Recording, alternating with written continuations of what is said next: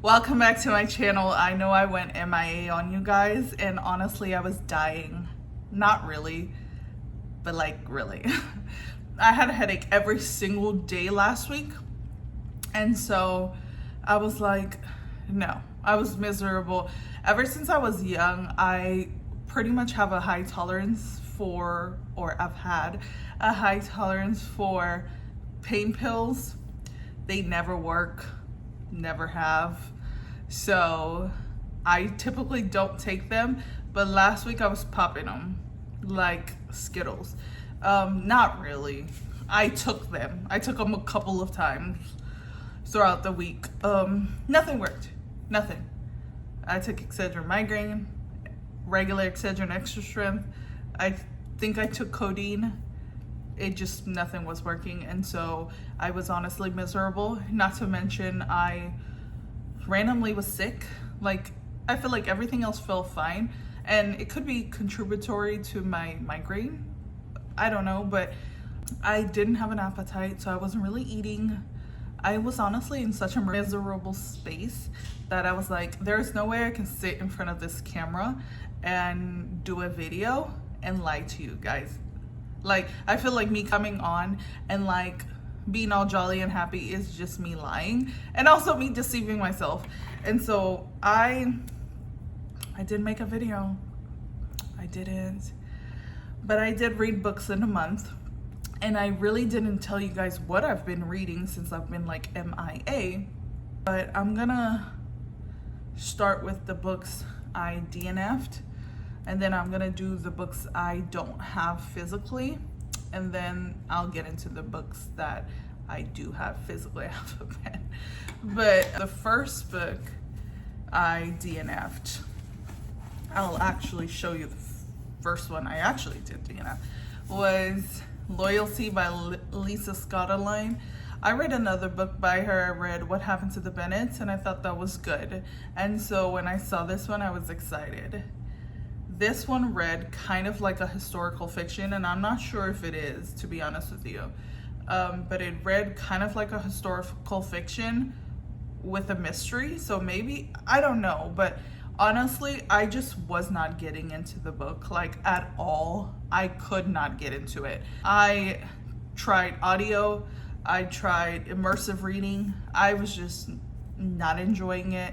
Nothing wrong with the writing. I think the story was just not it for me. I wasn't having a good time, and so I put it down. Honestly, I think I got maybe about 30% through. That's typically when I'm like, okay, I'm probably not gonna like it.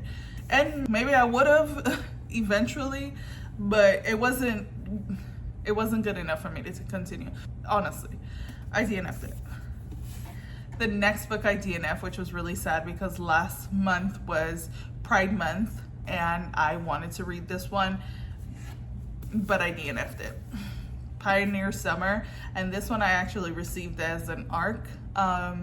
It did publish, I think, June 3rd, I believe. So I don't even think I started it before it published. However, I tried it twice, completely restarting. I got about 30% of the way through, was not understanding what was happening, and not that I wasn't understanding, I just wasn't intrigued. And so I was like, nope, let's restart fresh. And I did again, and then I think I got about 20-30% through, and I was like, I'm actually not enjoying this. It's a Russian book, and it was translated into English, and I think the English version is what published on June 3rd. And I think it's banned in Russia, to be honest. But I don't know if it's because it was translated, but some of the names, put it down, some of the names sounded like the same name. Like, there was one point where there was Yurka and there was Yura, and they were two different people, but then sometimes they would call Yurka Yora, and it was confusing me. I was like, I don't know which character we're even talking about at this point. And I don't know, it just was honestly moving so slow. It's a gay romance, I believe, and so it's supposed to develop this relationship, but it's like he went to a camp that he went to 20 years prior, and he's recalling what happened there and how he met the guy that he loved. But it was like, again, like 30% through, and they were just like saying highs. And so I was like, ugh, it just wasn't interesting, to be honest. And then again, with the name and being confusing. And then there was also references that I wasn't getting, because I was like, I'm not Russian, I don't know. And so I DNF'd it. I did. Those were the only two I did DNF to, so that was good. And then I'm gonna go into the ones that I don't have physically. I'll start with the ARC. I did read an ARC, and that was Under the Paint by James Michaels. That one is gonna be published, or I'm sorry, it published June 30th. When was that? Yesterday? The day before yesterday? The day before yesterday it published. And so I didn't say happy publishing day, my bad, but anyway, doesn't matter. So I read that one, and it follows this woman, I believe her name was Margot. I read it a couple weeks ago. I believe her name was Margot, yes. She left California to move to Michigan, Detroit, Michigan. And they were like, what a weird change. But she was trying to escape her past. And so she meets Henry, where she starts working for him. But then she also meets Gwen, who is his wife. They become friends. But she doesn't know that Henry and Gwen knows each other. And she starts sleeping with the both of them. And so, listen, I love a good time. So I was having fun reading the book. There were some things that the editing was a little bit off. And again, indie authors, I give them a pass, because they're their one-man team. I did put that in the review, but again, a pass. There was one situation, I think the girls' names got mixed up, and that was bothersome to me. I feel like that's a big error that you probably shouldn't make, but understandably so. So I read that and I liked it. I did. I enjoyed it. I had a good time. It was short, I think about 200 pages maybe. And so, yeah. And then I also read The Wife Upstairs by Frida McFadden. There is another book called Wife Upstairs by Rachel Hawkins. It's kind of similar. There's a third book, which I won't mention because I don't support the author. But that one is almost exactly like The Wife Upstairs by Frida McFadden. Almost. So it follows a girl who goes working for a guy, and his wife is incapable of taking care of herself. So she is supposed to be working for the wife.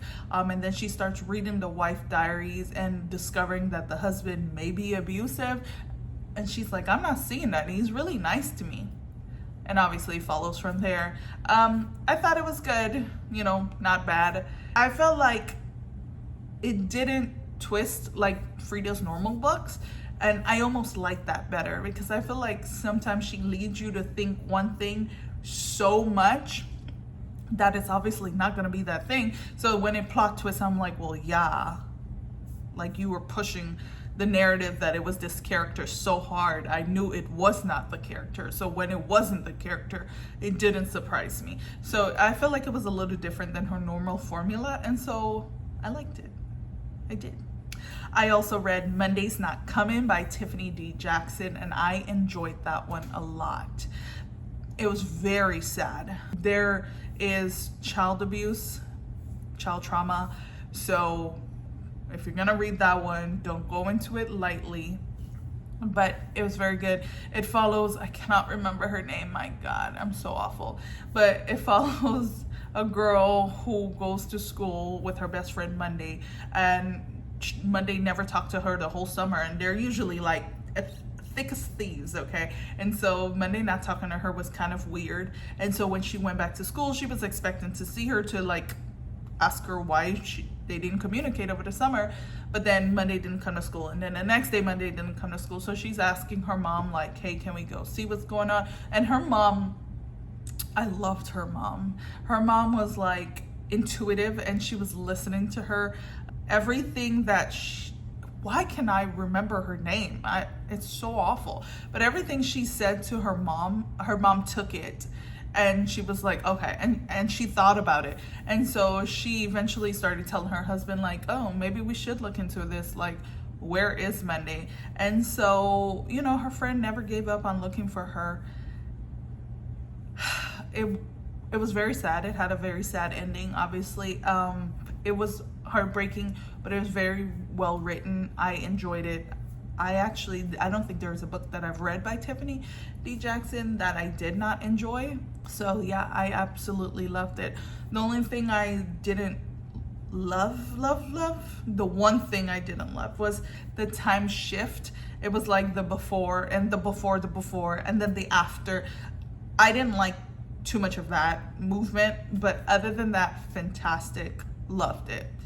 I also read Three Way by Sunny Nicole, and that one was a short erotica. It was, I think, 40 something pages, might have been 60, I'm not sure. It was okay, not bad, definitely spicy. So obviously, so if you like a spicy book and you don't really care about the plot, I would say that's for you. I personally felt like for a woman being the author, it was very degrading to women, and not like the things they were doing, because it followed Vanessa, but they call her Van, and she is obsessed and she loves or likes, infatuated is the word, with a girl named Delilah. But Delilah's like, I only have sex with women and for fun. I don't see anything serious with them. And so, but she is wanting to be in a relationship with, I forgot his name. My God. Okay, she wanted to be in a relationship with him, and he didn't want to commit to her. So Van knew this, and Van was like, I'll commit. He won't commit, but I will. And she was like, Van, you're not listening to me. I do not want you that way. And then so she thought she was going to be funny and, you know, try to turn Van off. So she was like, how about you have a threesome with me and what the hell was that man's name? I feel like it was something with an A, but I could be wrong. She was like, why don't you have Adam? I don't know. I'm getting off track. Why don't you have a threesome with me and Adam, or whatever his name was? And obviously Vanessa is gay, just gay. Not obviously, I didn't say that. But she is gay. And so she thought she was going to be like, really? But she was like, yes, because I want to show you that I'm going to be committed to you. So if this is what you want, then I'm going to do it. But apart from that, that's not the part. First of all, that's kind of insulting, I feel like, to gay people as well as bi people, but I understand. But that wasn't part. It was like the way the character Van talked about the women she slept with, and she was like, you know, I was grossed out by her boobs being so small, and it was like a lot of like incidents like that, and I was like, this book being written by a woman, it's not hitting. Like, I thought it was degrading to women. So I didn't love it. Not at all. But it was spicy. It's fine. Then I read The Coworker by Frida McFadden. I don't know why I read 2 Frida McFadden books, but I did. And that one was about a lot of turtles. There was this girl obsessed with turtles. She had turtles on her desk. She loved turtles. She has turtles in her house, turtles in her tank. She talked about turtles. She had turtle mugs. I mean, it was so much talk of turtles. I was like, my God. So anyway, so she went missing, and her coworker is trying to figure out what happened to her. I thought it was okay. That's all I'm gonna say. It was just okay. Honestly, the talk of turtles was just way too much for me. And the actual story reminded me of Gone Girl a little bit. And I also read The Invisible Life of Addie LaRue, and I loved it. I absolutely loved that book. I did a buddy read with Angie. It was her second time reading it, or third. And I kept messaging her about it, and I absolutely love it. And if you don't know what it's about, it follows Addie LaRue, who made a deal with a god in the dark because she didn't want to get married to a man who her parents was, you know, pushing her to marry while she was young. So, you know, he made the deal that, yeah, you're gonna live but there's a consequence. So the consequence was that whoever she meets, they were gonna forget her the minute they turn away from her.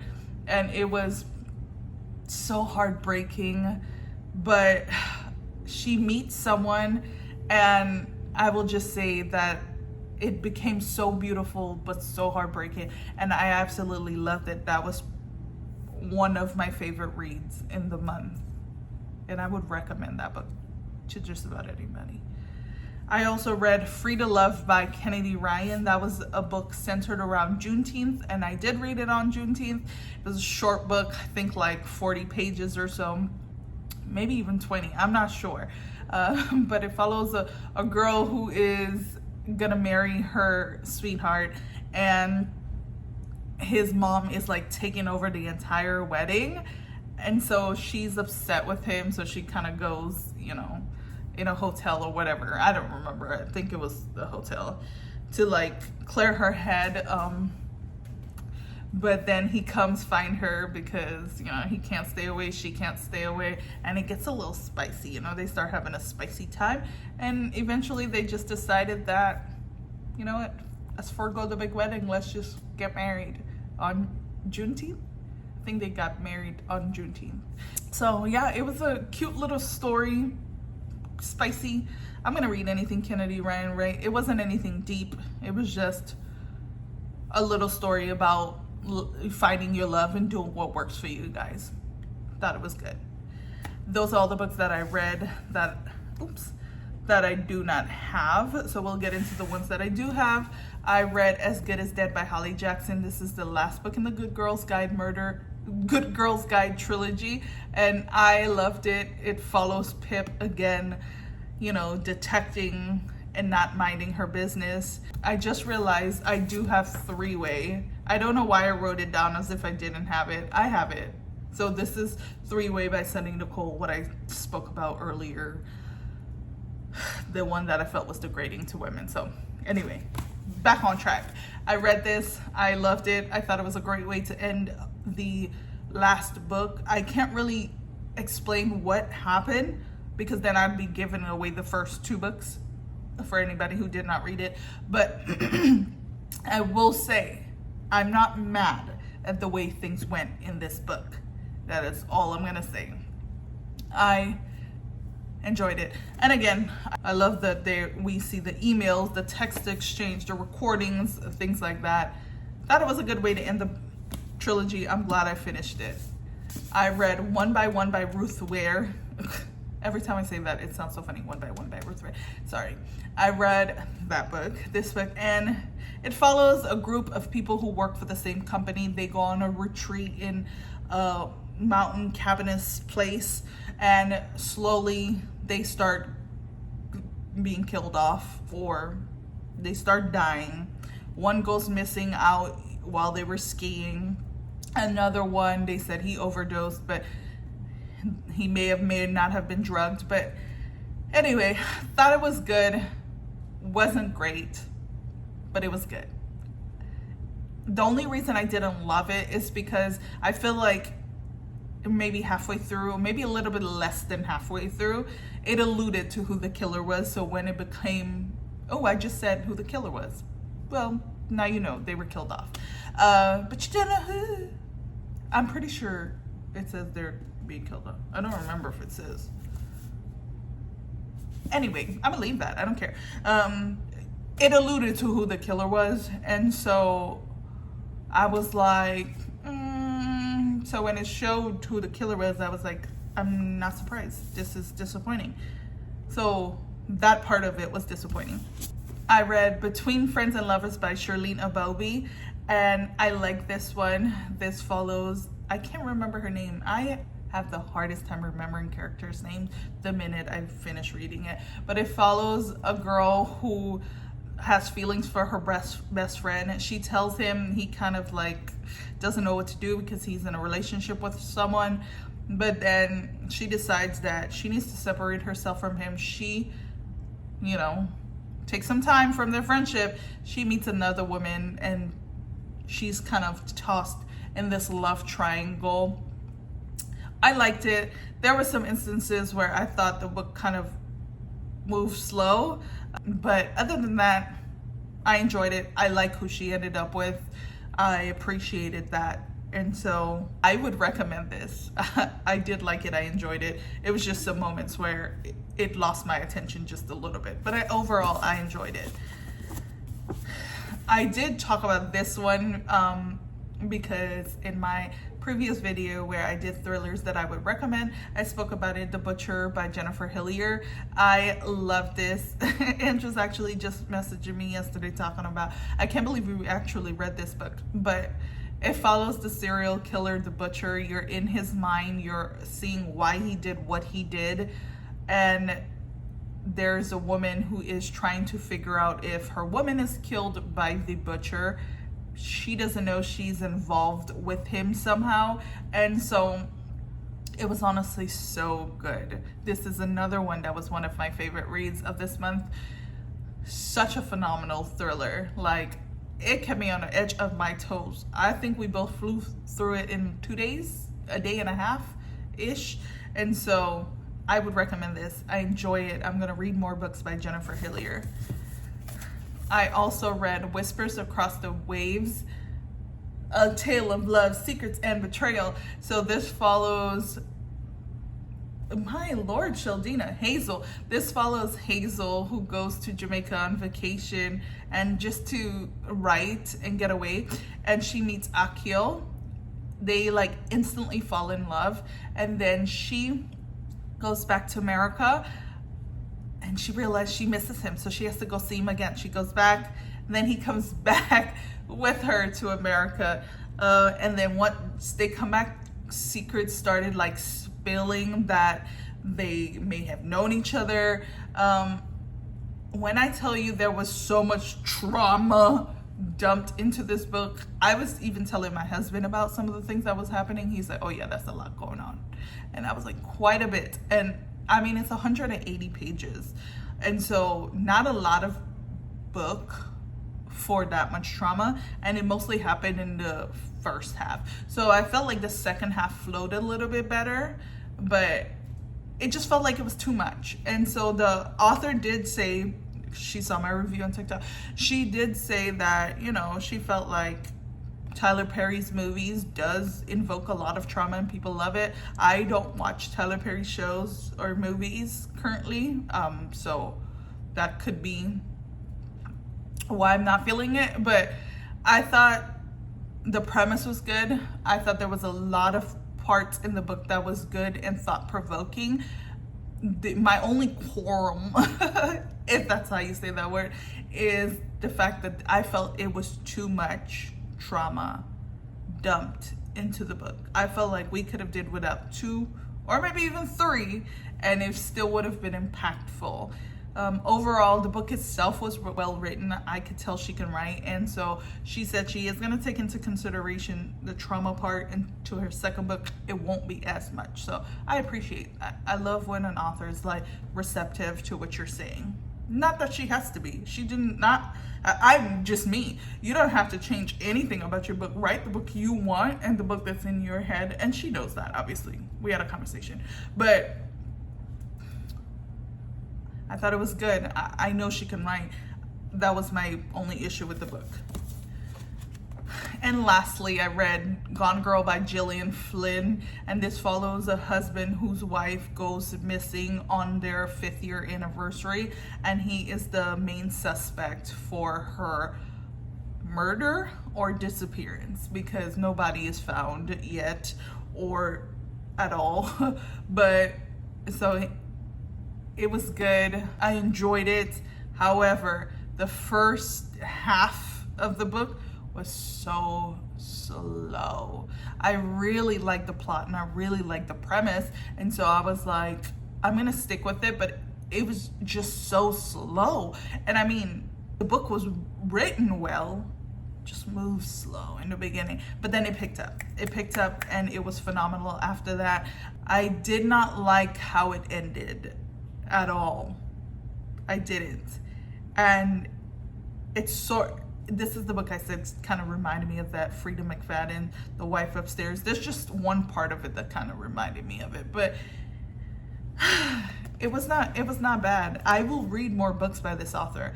I appreciate my husband for telling me to get this in Goodwill, so, because I enjoyed it once we got over that little hump of, you know, slowness. But yeah, those are the 13 books I read in, I hope I showed you 13, but I think that was it. Those are the books I read in the month of June. What books did you read in June? What was your favorite? If you've read any of these, let me know how you felt about any of them. If you did not like books that I loved, that's okay. If you love books that I did not like, that's okay too.